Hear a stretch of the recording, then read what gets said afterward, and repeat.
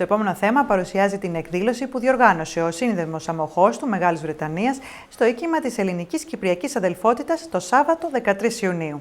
Την εκδήλωση τίμησαν με την παρουσία τους ο πρόεδρος του Συνδέσμου, κ. Βασίλης Μαύρου, ο Βρετανός πολιτικός Jeremy Corbyn και πολλά μέλη και φίλοι του Συνδέσμου. Τη μουσική επιμέλεια της βραδιάς είχαν οι γνωστοί αμμοχωστιανοί μουσική Γιώργος Γρηγορίου και Νίκος Σαββίδης. Πρώτα θα παρακολουθήσουμε το καλωσόρισμα από την συντονίστρια και το σύντομο χαιρετισμό του Προέδρου του Συνδέσμου Famagusta, Δ. Βασίλη Μαύρου. Εκ μέρους της Επιτροπής του Συνδέσμου Αμμοχώστου, σας καλωσορίζουμε στην απόψινή βραδιά και θέλω να ευχαριστήσω όλους σας. Η παρουσία σας μας χαροποιεί. Ευχαριστούμε για τη συμπαράσταση που μας παρέχετε και που βρίσκεστε απόψε εδώ όλοι μαζί. Σε αυτή τη βραδιά θα μας διασκεδάσουν οι γνωστοί αμμοχωστιανοί μουσική Νίκος Σαββίδης και Γιώργος Γρηγορίου. Και θα απολαύσετε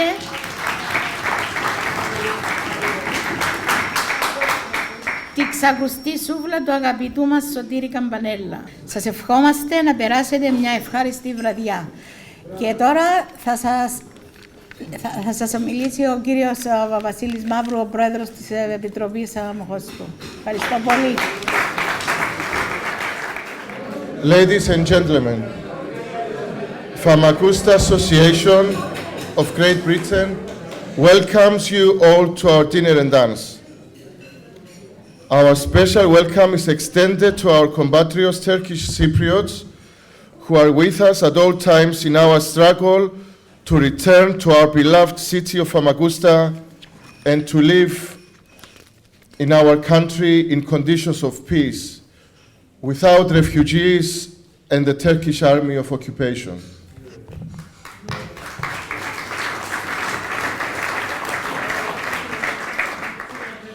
It is our pleasure to welcome the Member of Parliament for Islington North, Mr. Jeremy Corbyn, and his wife, who have joined us this evening. Jeremy Corbyn is a tireless supporter of Cypriot rights and of our efforts for freedom, for the reunification of Cyprus, the return of all refugees to their properties and land, under conditions of peace and security, without the presence of the Turkish army of occupation.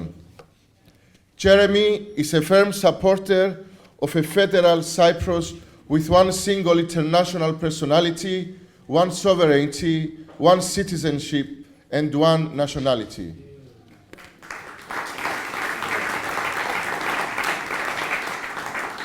Jeremy, we sincerely thank you for all your efforts and support to our struggle.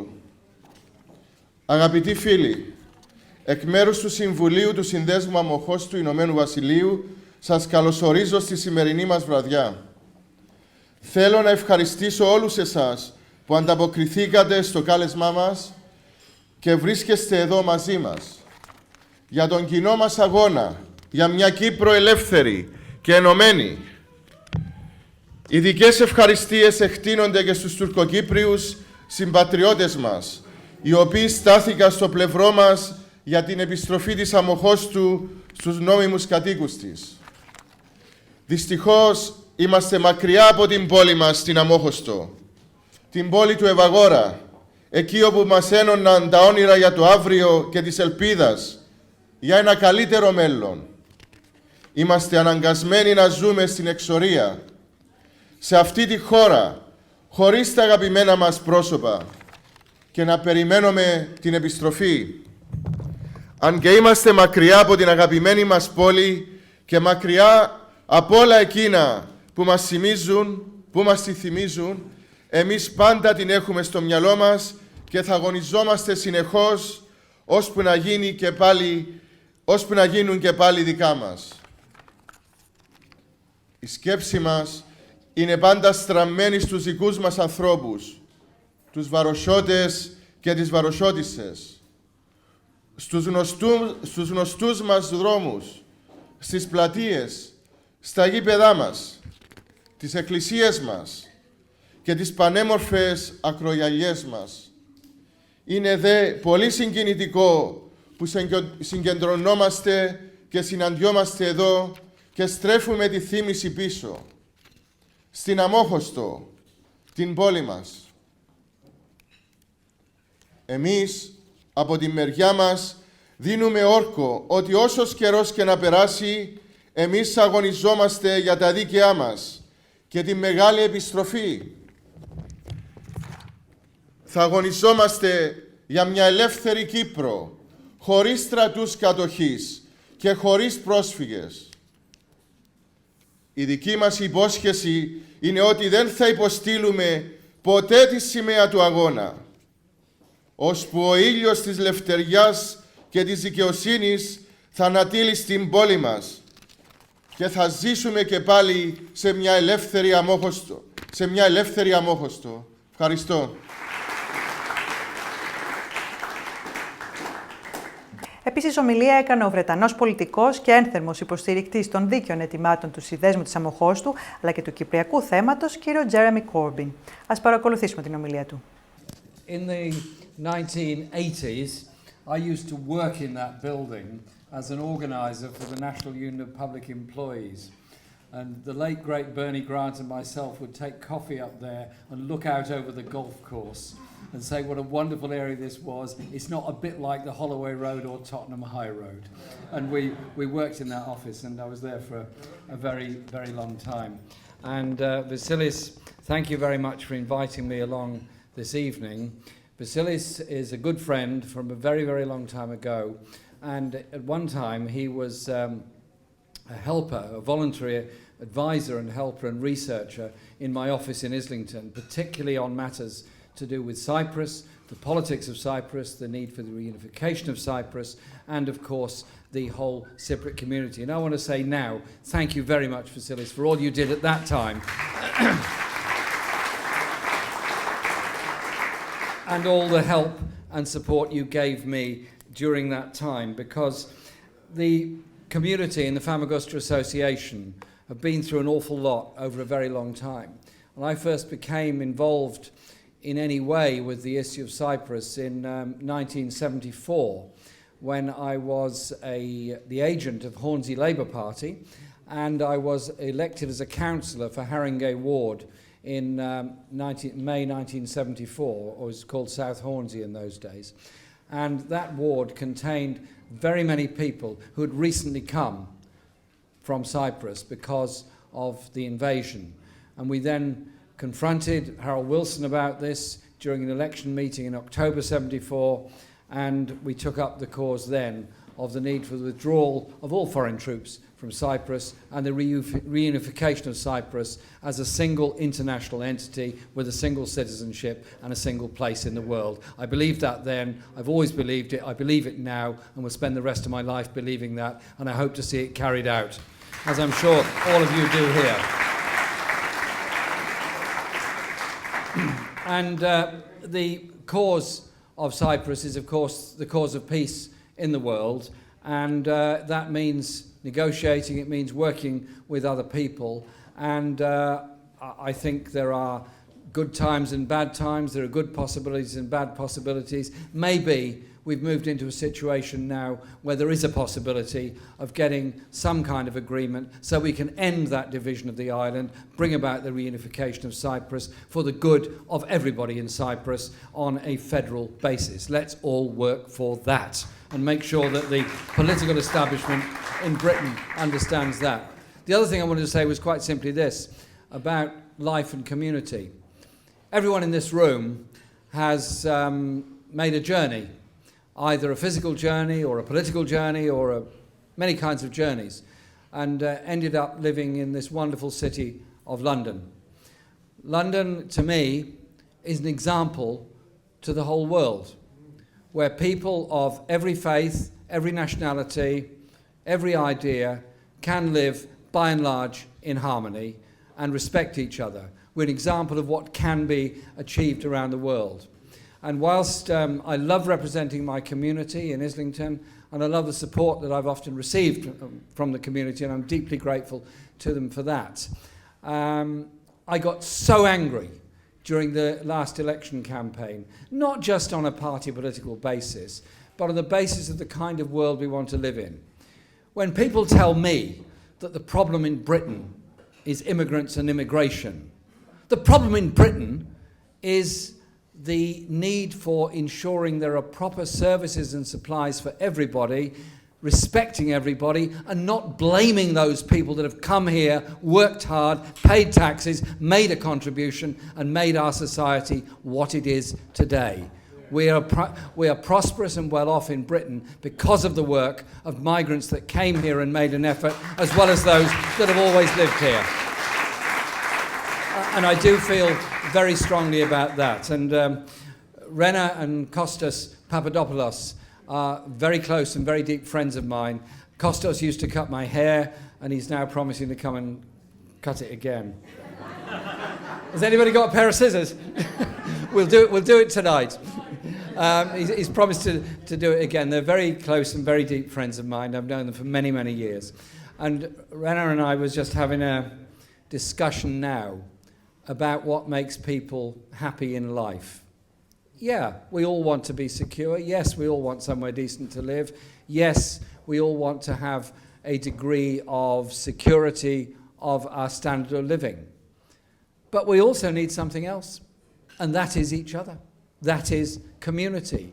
What makes people healthy, what makes people happy, what helps them to live longer, what helps them to have better health is actually that sense of understanding of community, respect for each other. And the Cypriot community has that in bucket loads. It has that sense of community, that sense of support, and that sense of mutual solidarity, which is something that I really value and admire so much. That is what really society has to be about. People looking after and caring for each other, whether it's a geographical community, a linguistic community, faith community, all kinds of communities. But communities are something that is very, very important. So the Famagusta Society is brought together with the aim, the aspiration, the hope, and the absolute determination that we will go back. Famagusta will become part of Cyprus, a reunited Cyprus in the future. That is something that unites us, but it also brings us together in lots of other ways. And so, to me, representing as I do a very mixed and multicultural community in London, I love that, and I wish people around the rest of the world could see it and enjoy it. And I'll finish on this point. As you know, my area includes Finsbury Park, and when there was an enormous amount of quite unnecessary media attention on the Finsbury Park Mosque, a journalist from the New York Times came and followed me around all morning, talking to people, doing my advice bureau and everything else. I didn't mind particularly.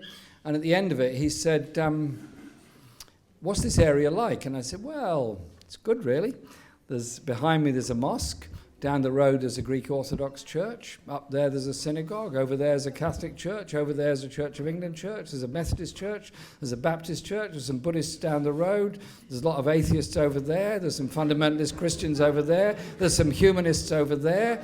And by the way, that shop over there, they only speak a certain dialect of Chinese. The other shop over there is Turkish. They speak Arabic. And the people over there speak Greek. But watch the guy across the road. He doesn't speak much other than French. And he said, my God, you've got a tough job on your hands. How do you cope? I said, it's great, it's fun, and that's how the world has to be. Thank you very much. Ακολούθησε διασκέδαση με την συνοδεία δεσμάτων Σούβλας από τον γνωστό Σωτήρη. Οι μουσικοί ετοίμασαν ένα διασκεδαστικό πρόγραμμα που θύμιζε τις καλές παλιές εποχές της Αμμοχώστου.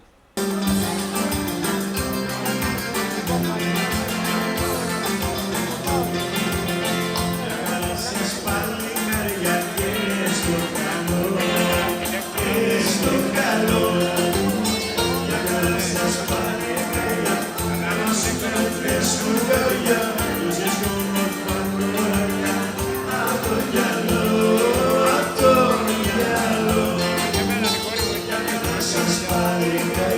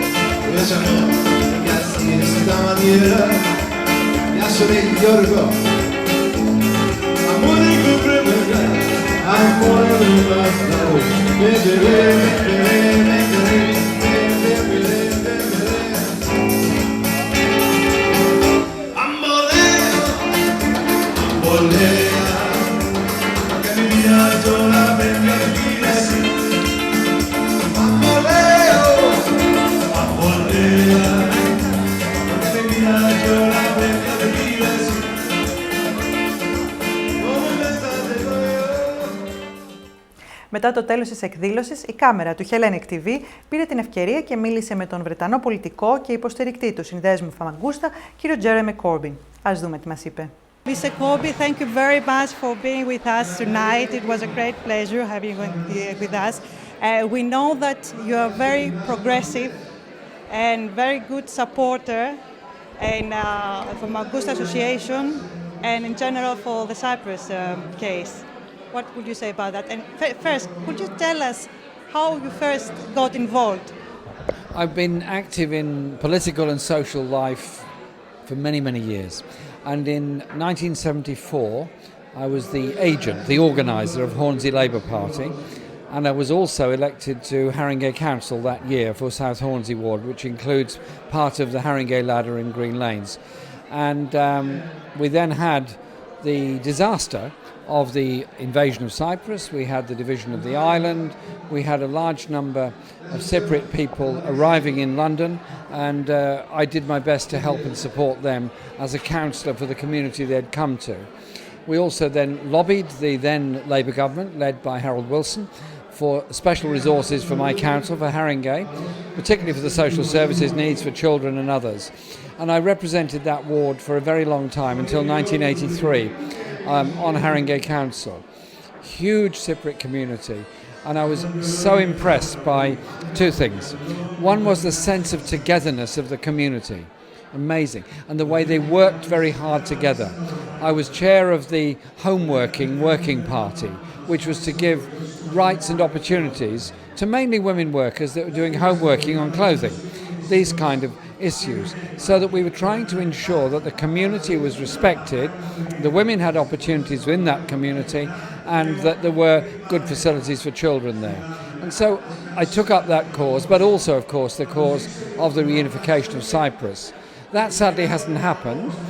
I've been in Parliament since 1983. We've had many discussions and debates about Cyprus. We continue with that cause. Maybe there is now some hopes and some opportunities because of the changed political nature in the north of bringing about that dream of a federal Cyprus with one identity, one nationality, one passport for everybody. How is your involvement with the Famagusta Association? I've known Vasilis, who's the mainstay, he's the spirit of this organisation for a very long time. And when he was a young man, he came to see me and said, I want to help you. And I said, how do you want to help me? He said, whatever you want. I said, I need to know more about Cyprus, about the issues surrounding it, about the community. Yes, I do understand the issue, I hope, but can you help me? And he did. He worked in my office for a long time in a voluntary capacity, was a huge help, gave me a lot of good advice and a lot of good sense, and I'm very, very grateful to him, and we've remained good friends ever since, and this goes back now more than 30 years. Would you tell us about a few things about how are you going from now on to support Cyprus matter, and what would you do for minorities communities here in London? There's two issues here. One, of course, is the political issue of Cyprus and the need for the reunification, to push for the UN to sponsor talks, to use this opportunity of the change in northern Cyprus, where there's maybe a possibility of some kind of coming together. I hope so. Because it's got to happen. It is ridiculous that such a small island should be so divided. It's just wrong. It doesn't make any sense in the modern world. And so I'll continue to push for that. But what I also defend very strongly is London, multicultural London. I get very angry about the degree of xenophobia in Britain, about the way it was used in the election campaign. I represent a community where there are probably 80, maybe 100 different languages spoken. There are people from every part of the world, there are people of every faith, and they get along. They understand each other. My standard of living, your standard of living, every one of our viewers' standard of living depends on the work of everybody. If you go into a hospital and you're treated, you're probably received by somebody from Jamaica, treated by somebody from India, operation by somebody from Germany, treatment by somebody from Mauritius, nursed by somebody from Africa, released by somebody from England, and so it goes on. It's the United Nations at work in hospitals. So those people that use the xenophobic argument that somehow or other migration is a problem for Britain, they should think a little bit more about how we all exist as a society. If there's a shortage of schools, a shortage of houses, a shortage of hospitals, that's the fault of politicians like me, if you like, for not ensuring there's proper supply of those things. Don't blame the people that do the work for it. Blame those that should have taken more intelligent decisions a long time ago, and ensure that everybody in society, particularly the very wealthy, pay their share to ensure that these services are maintained. Thank you very much for everything. And Thank you very much for a lovely evening. What a lovely community. Thank you for inviting me. Thank you for joining us. You're most welcome.